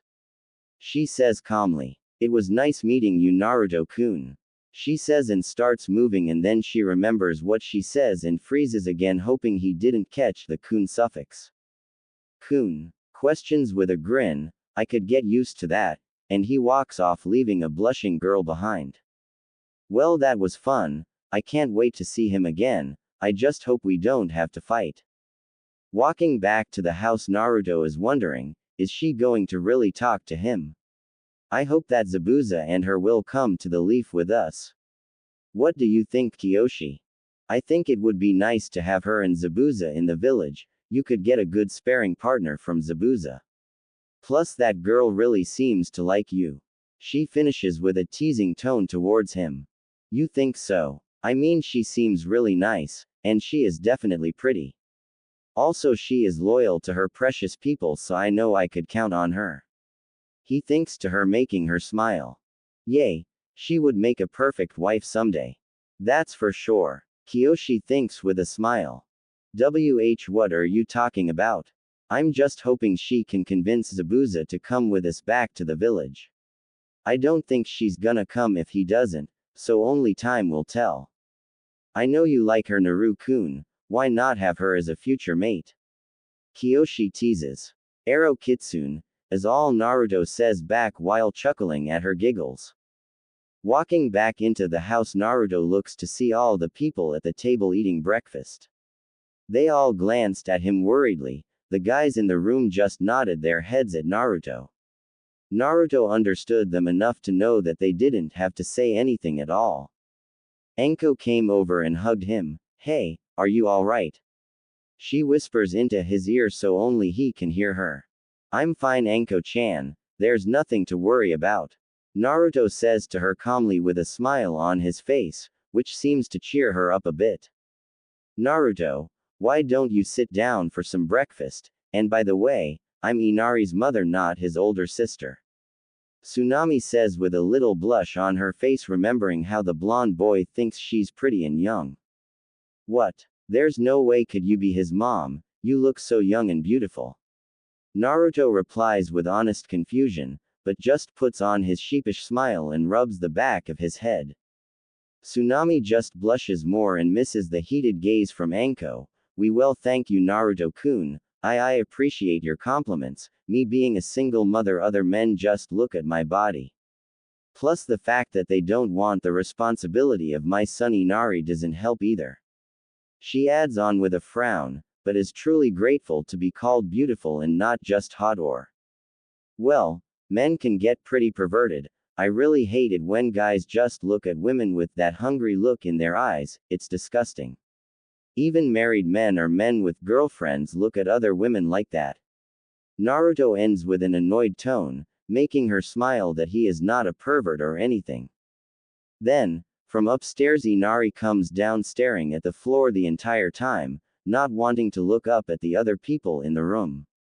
He really feels bad about what he had said and the disappointed stares he was getting didn't make him feel any better.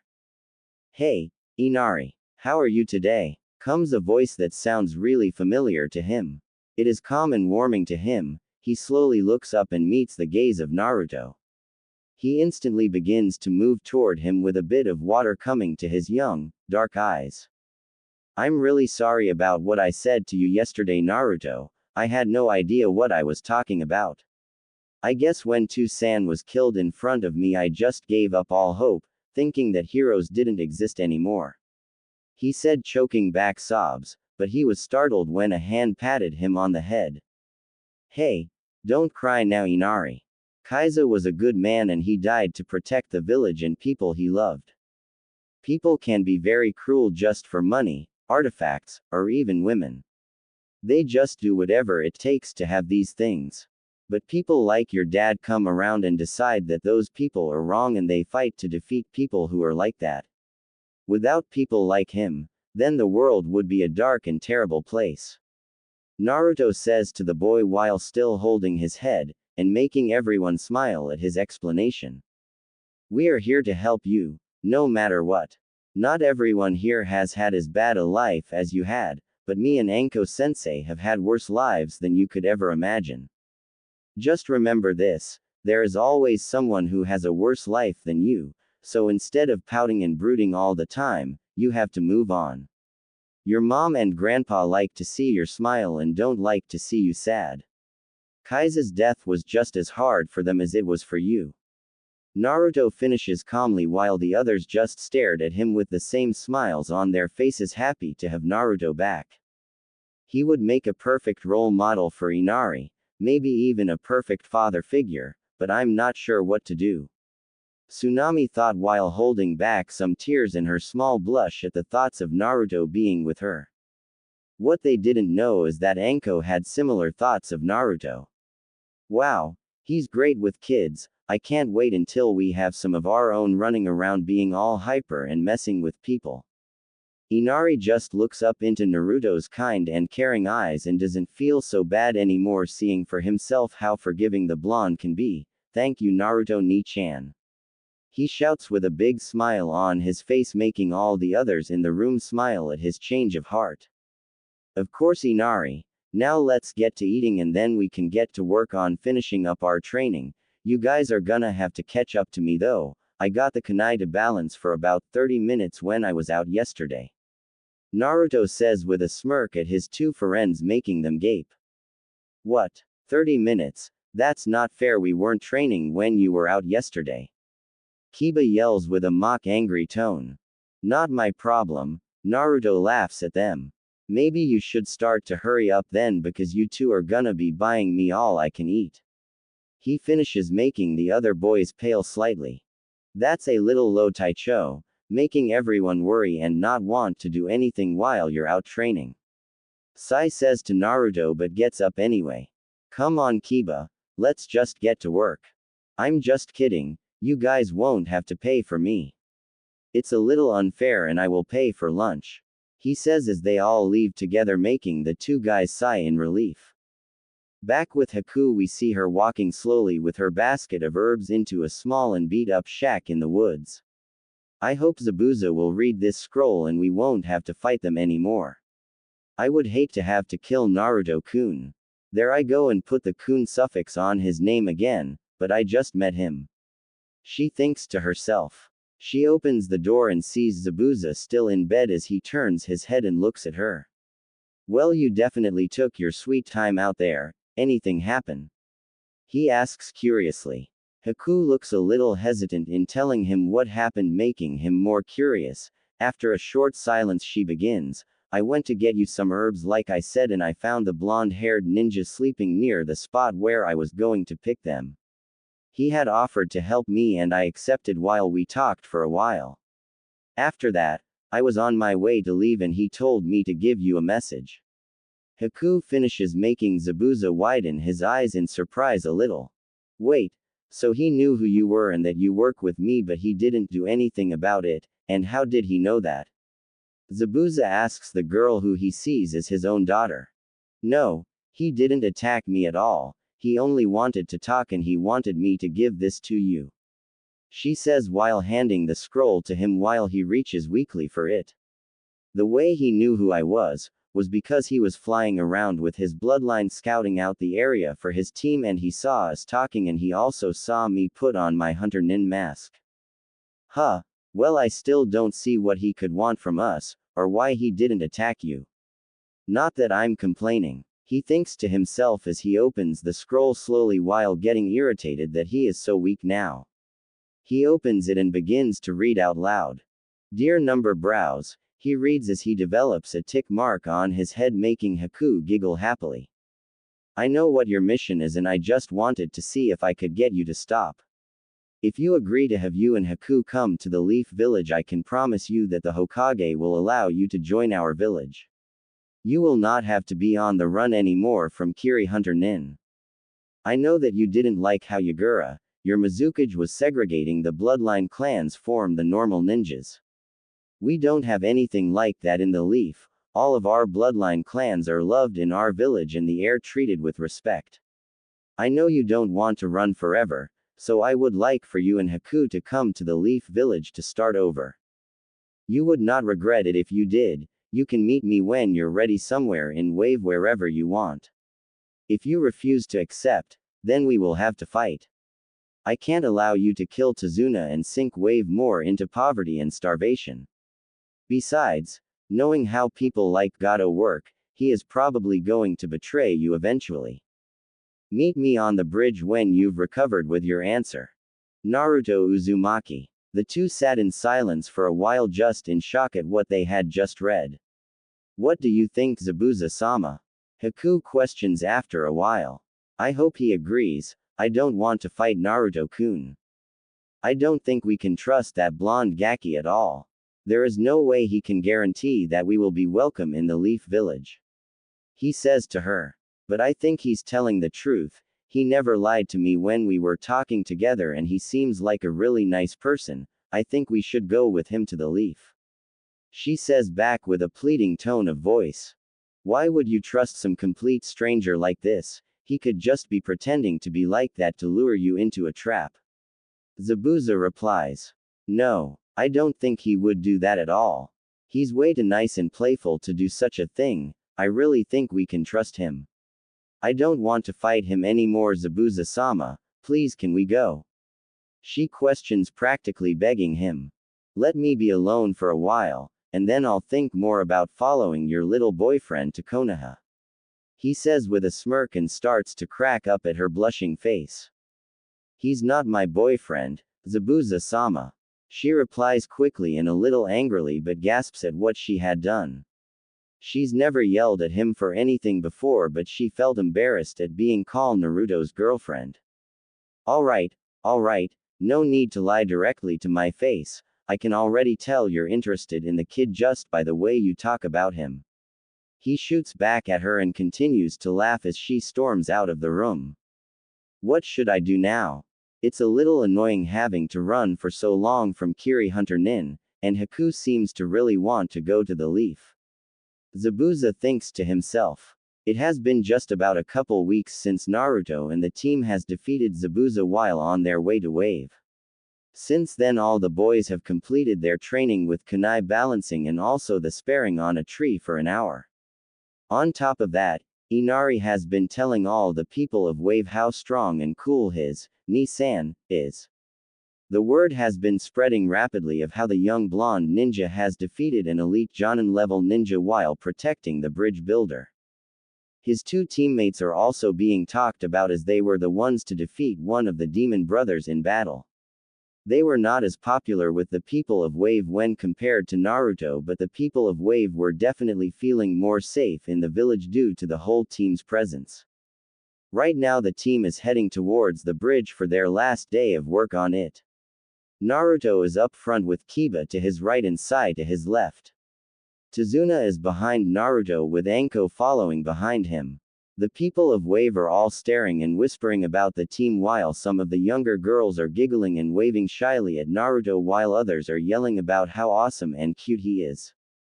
Look, that's the guy who beat the demon of the mist in battle, the cute blonde one.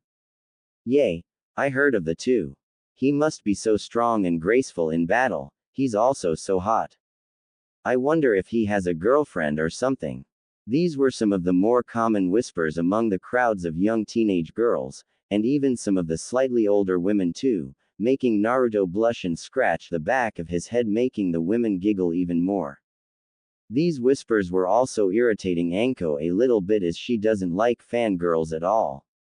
Stupid useless fangirls staring at my man, not that he would date fangirls anyway, but still. The team soon makes it to the bridge only to gasp as they see all the workers that were there all unconscious on the ground, except for one. Tazuna. Run. Demon. Monster. He manages to get out before he passes out as well. Oh. Looks like Zabuza is back, guys. Get into defensive formation in front of Tazuna. I'll make some shadow clones to take all the workers to the clinic.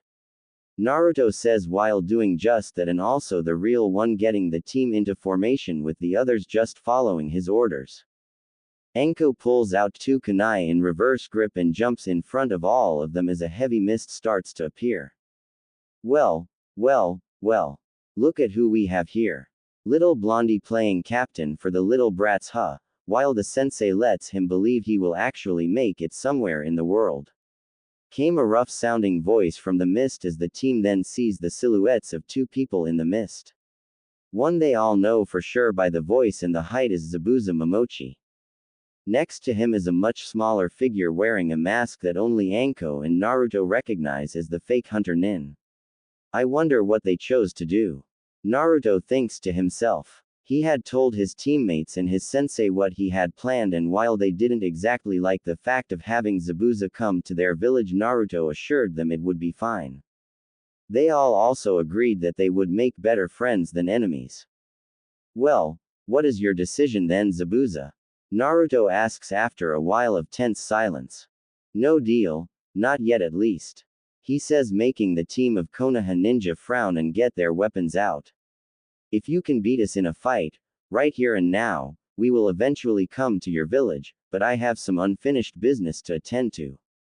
You have to beat us though for us to accept. This makes Naruto smile and nod at them. Alright then, I can agree to those terms.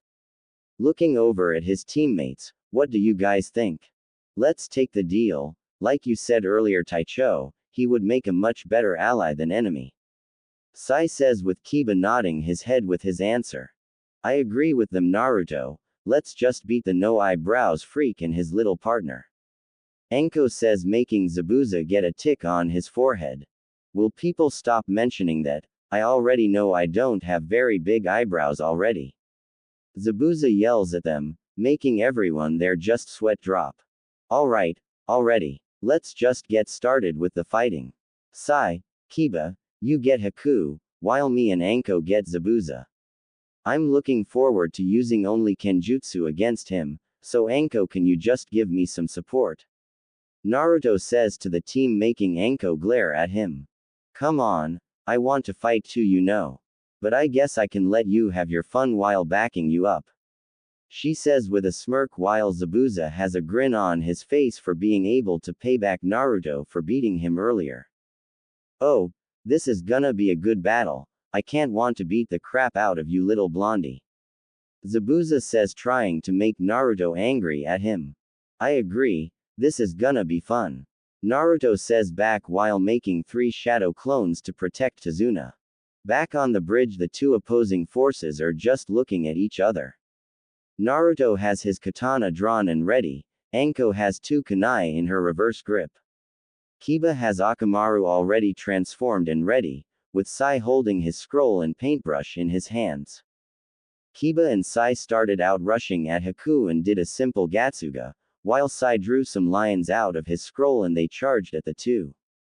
Zabuza saw this and created some water clones, all according to plan. He thought with a grin, but his grin dropped as Naruto practically appeared in front of him with a quick slash with his katana, which Zabuza avoided by jumping back. You should keep your eyes on your opponent, Zabuza. I wouldn't have thought an elite Jonin from Kiri would be so careless. Naruto said to his with a smirk. You need more than that to beat me, kid. Now let's get to the good stuff. Zabuza said as he charged at Naruto, pulling out his massive sword from behind him. I'm gonna get you for embarrassing me last time, kid. The Gatsuga attack followed by Sai's lions had easily beaten the water clones from Zabuza, but the clones also stopped Kiba's attack and beat some of Sai's lions. You can't win this, I have the upper hand. Haku says to them calmly. Oh, and how do you think that? Sai asks just as calmly. Well, that's easy, we're surrounded by the puddles that you just created. I can now finish you off easily. Haku said back confidently. Going through some hand signs, Haku calls out, Sensatsu Susho, 1,000 flying water needles of death, as thousands of needles formed from the rising water above the two boys, making them gape. Moving quickly, Sai draws a couple of bird pictures in his scroll and uses them to cover himself and Kiba along with Akamaru. It will take more than that to beat us in this fight. Sai says calmly. Thanks for the save there, Sai. I don't know what I could have done to avoid all those needles. Kiba says with a relieved expression on his face as Akamaru just barks happily at the other boy. So, it's going to take more than that then, huh? Well then, I guess you leave me no choice. Haku says to them while going through more hand signs and then calling out, Makio Hyosho, demonic mirroring ice crystals. As the water rises again, but it starts to freeze and form mirrors around both Sai and Kiba. After they all formed, Kiba and Sai were getting a little worried about this new jutsu that they have never seen before. Haku then enters into one of the mirrors and appears on all of the other mirrors. Well, whatever these ice mirrors are, I'm sure me and Akamaru can break them. Let's go, Akamaru. Kiba says as his dog agrees with him. Gatsuga, Kiba calls out with Akamaru following him as they hit one of the mirrors and just bounce off. Damn, these mirrors are as hard as steel. He says while holding his head and checking on Akamaru. This is gonna be harder than it looks. Sai says grimly. Back with Naruto, Zabuza is still charging at him angrily, while also smirking at the fun he's going to have. He swings his massive sword at Naruto, who channels chakra to his feet and arms to brace himself. The massive sword hits his katana and he could swear he heard the bones in his arm creaking in protest to the massive amount of force they just sustained. Holy shit, this guy's is strong, but all I have to do is stay calm and add more chakra next time I decide to block. He thinks to himself, as he skids on the bridge a little bit and stops the blade. Well, I was right, you're pretty strong, kid. I put a lot of force into that swing and you stopped it with only a little trouble, not bad. Zabuza says to him. Thanks, but I could still improve my kenjutsu some more. My sensei has taught me really well, I just need the experience in battle and I think you're a perfect person to challenge. Naruto says back with a grin. Naruto then jumps back as Zabuza pushes off of his blade and they face off against each other, waiting for a good time to strike, while Anko is in the background watching and waiting near Tazuna and Naruto's 3 shadow clones. They then make a mad dash at each other with Zabuza going with an overhead slash to try and cut Naruto in half vertically. Naruto jumps to the left to avoid the blow and makes a slash at Zabuza's right leg, hitting it and wounding him a little as he was able to move it at the last second. "That hurt you, bastard. Will you stay in one place so I can cut you in half already?" Zabuza said angrily while moving away from the blonde again. Let me think about that for a second," Naruto says to him sarcastically, making him more angry. "Damn this brat. Alright, I just have to calm down a bit. He's good but he's not that good. Time to switch tactics. I'll go on the defense and see if I can spot any holes in his attacks." Zabuza though to himself. The charge again, and this time Zabuza just held his massive blade in front of him as Naruto threw a fairly powerful slash into his blade, pushing Zabuza back only a little bit. Naruto then throws a kick to Zabuza's head and Zabuza reaches out with his left hand to block the kick. Seeing this, Naruto quickly moves his kick above Zabuza's head and uses his momentum to punch Zabuza in the face with his left hand, sending Zabuza stumbling a bit. Now that his defense is down a bit, Naruto lands in front of him and throws another punch into Zabuza's ribs and hears them crack under the pressure while Zabuza grunts in pain. "Damn, this kid is quick and pretty strong. I don't think I could have found a better opponent out of all the people here," Zabuza thinks with a grin as he swings his sword at Naruto with a horizontal slash. Naruto then ducks under the slash and moves to stab Zabuza, but he spins his body and avoids the stab and elbows Naruto in the face, sending him flying with a cry in pain. "Shit. Naruto, are you alright?" Anko asks as she rushes up to him but is stopped when Zabuza steps in her path to the boy. Zabuza says while wagging his finger like he's talking to a little kid. "If you go for the brat, I'll go for his clones and kill the bridge builder. This is our fight, so stay out of it," he says angrily as Anko just grits her teeth and stops. "You better beat this bastard Naruto, because if you die I will never forgive you," she thinks to herself as she heads back to the clones of Naruto and starts thinking of what to do. "I wonder how everything is going back at the house. I hope there are no problems for Naruto's cage bunchins." One of the Naruto clones was rushing as fast as he could manage in order to reach Inari and Tsunami before anything bad would happen. The blonde clone closed the distance between him and Tsunami's home. He knew that his team were currently at the bridge that Tazuna was building, and he knew that Zabuza was in the area with his accomplice. He had to get to their house quickly before things got even more hectic. "Damn it. I hope I make it in time," he thinks worriedly. Back at the house, Tsunami is in the kitchen doing the dishes while Inari is sitting at the table thinking to himself, but he looks to his mother and decides to start a conversation. "Hey mom, what do you think of Naruto?" he questions innocently. Tsunami blushes very lightly and replies, "I think he is a great person. He is very respectful and nice. He is also very strong, both his body and mind from what we heard of his life. I think he is a very good person. Why do you ask, Inari-kun?" "I was just wondering. He kind of gives me a good feeling. It's kind of like when Dad was here. I just feel safe with him and I think he is strong too. I hope I can be that strong when I grow up too," Inari says loudly with a cheerful smile on his face.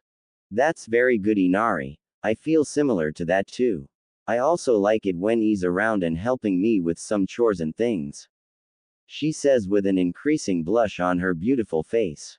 But that all stopped when the front door slammed open and two samurai were there staring at her with scary smirks on their faces. Waraji is of tall stature, wears an eye patch over his right eye and has brown hair which he parts in three, finishing in an elaborate topknot.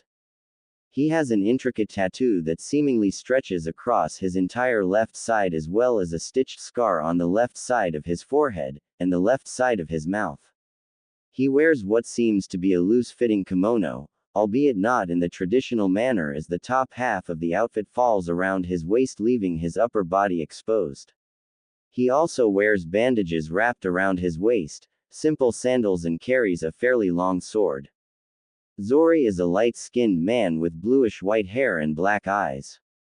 Lined markings are tattooed under his eyes. He commonly wears a dark purple hat on this head. He also wears a blue jacket with multiple pockets, and tied to his waist is his blue-handled katana. We're going to need you to come with us, woman. Now no fighting and come on. Zori said to her. What? Please no, get out of here. Tsunami says, scared and shaking a bit. No can do, beautiful. If you don't come with us, I'm gonna cut your little son in half. No, don't touch my son. I'll come with you, just don't touch him. Tsunami says to them while tearing up a bit. Mom, don't go with them, please. Inari pleads to her. Just go to your room, Inari, I'll be alright. She says to him calmly while walking with them outside. As Naruto cleared the forest, he spotted the two samurai holding Tsunami hostage, and Inari was shouting at them to release his mother. Naruto was slightly surprised by this. He had fought with Inari before when he said they were going to all just die. Naruto got really pissed at him for saying that, but he could also understand. He never thought that the young boy would gather the courage to stand and fight as he was doing now, though. He then started to charge at the two samurai holding his mother while yelling at them. Naruto knew that he only had one chance to get this right as the two men began to attack as he rushed in. Inari! Tsunami screamed out as she tried to stop the two rogue samurai from killing her son. Inari was feeling great fear, but held on as he charged at the men. The samurai were eager to end the brat's life, but to their shock, they found that they only succeeded in cutting a log into 3 pieces. What the hell? Waraji said in confusion. A replacement jutsu, Zori said with just as much confusion. The two then turned as they spotted Naruto, who had been able to rescue Tsunami and Inari in them, as the blonde ninja spoke in his usual tone. I made it. Sorry about the delay, but heroes always seem to show up late. Inari looked up and saw to his surprise Naruto, who had been able to use a replacement jutsu to take Inari's place, while he and 3 other clones that he had made were able to sneak into the area and free Tsunami at the last minute. Naruto, it's you. Tsunami said to him quietly while crying relieved tears that she was saved by the blonde she admires and has a little crush on. Who the hell are you? Waraji yelled at the young blonde in front of them. The name's Naruto Uzumaki of Konoha to you, One Eye. And I'm going to deal with you right now for trying to kidnap a beautiful lady like Tsunami and trying to kill her son. Naruto spared a glance at Inari and smiled to him as Inari and Tsunami looked on in awe at what he had been able to do at the last minute. You did great, Inari. When you charged those two, they forgot about your mother, and that allowed me to get her out of the way and use a replacement jutsu to save both her and you. I owe you big for that. He said as his clones cut Tsunami free and smiled as she hugged her son tightly while wiping her tears away. Inari hugged his mother back, who was alive and safe, and he felt like crying.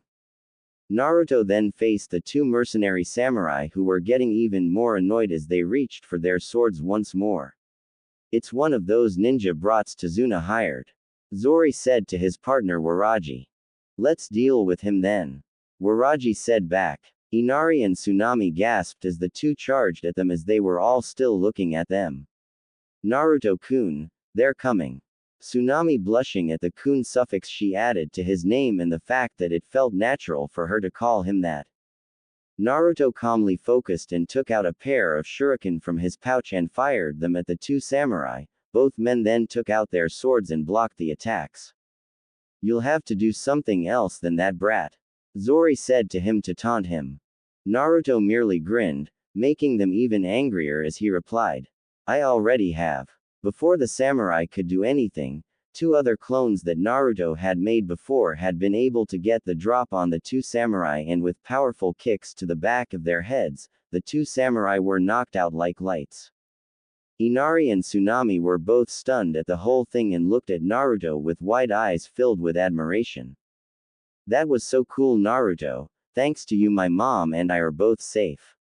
Inari said gratefully while Tsunami just smiled as she let them interact. The two shared a great laugh, and afterwards, the two tied up the still unconscious samurai brothers with several coils of rope. He placed his hand on Inari's head and replied with his usual smile. You were really brave today. I have no doubt your stepfather and your mother are really proud of you, Inari. Inari felt overwhelmed and once more began to cry, and he was not happy with that, as he thought Naruto was going to make fun of him and call him a baby, like those bullies had done in the past. But Naruto was not that kind of person and assured him that it was all right. All right then, I'm gonna go back on patrol while the real me deals with the problem on the bridge. The Naruto clone said, then grabbed the two unconscious samurai and left the scene. Back with Kiba and Sai in the ice dome, things were not going so good for the two boys. Haku was throwing tons of Senbon needles at both of them and there was nothing they could do to void all of them. Sai had kept making more lions to attack the mirrors and Kiba kept using Gatsuga on them, but they wouldn't budge or break at all. You don't have to fight us, you know. Kiba calls out while grimacing as he pulls out some needles in his arms and sides, along with some from Akamaru. My Taicho can get you guys spots in our village and you wouldn't have to be on the run anymore. I don't see why we have to fight. I agree. Naruto Taicho won't lose to Zabuza, so you might as well just stop this nonsense and give up. Sai says to the hunter Nin. I'm sorry, but I was told by my master Zabuza to fight you too. I can't ignore him. Haku says back sadly. If that's how it has to be, then I guess we have to fight you seriously then and just beat you. Kiba said to the masked hunter Nin as he then gave another pill to his dog and watched as it turned red and then transformed into a clone of him. He then went through some hand signs and called out his jutsu, Jinju Kanbi Henge, Sotaro, human-beast combination transformation, double-headed wolf. Then in a large puff of smoke a large two-headed white wolf appeared in the ice dome, leaving very little space for Sai. Sai then saw that Haku had her eyes all on the massive wolf and made his way quickly to the outside of the dome and was relieved when he made it out of the ice mirror death trap. Hey Kiba, I got out, so I'm going to try and assist you from the outside while you crush these mirrors from the inside. He called out to his partner, who nodded and headed towards the first set of ice mirrors and slashed out with his massive paws, putting a fairly big gash in the mirrors. Shit. He scratched my mirror. The other one got outside. I should have paid more attention to him. Also, I didn't think even in this new combination form he would be able to even mark my mirrors. I have no idea if I can actually beat this one, as I can't freely move from mirror to mirror now. Haku thought while trying to stay calm in this situation. Well, losing won't be that bad. I'll be allowed to live, I'm sure. Naruto probably warned them not to kill. I'm impressed that you were able to scratch my mirror, but it will take a bit more power than that to break my mirrors. Haku said to the beast, who seemed to smirk at her. Okay, that was just a test swing anyway, so let's get started then. Kiba yells while Sai is getting ready and looking for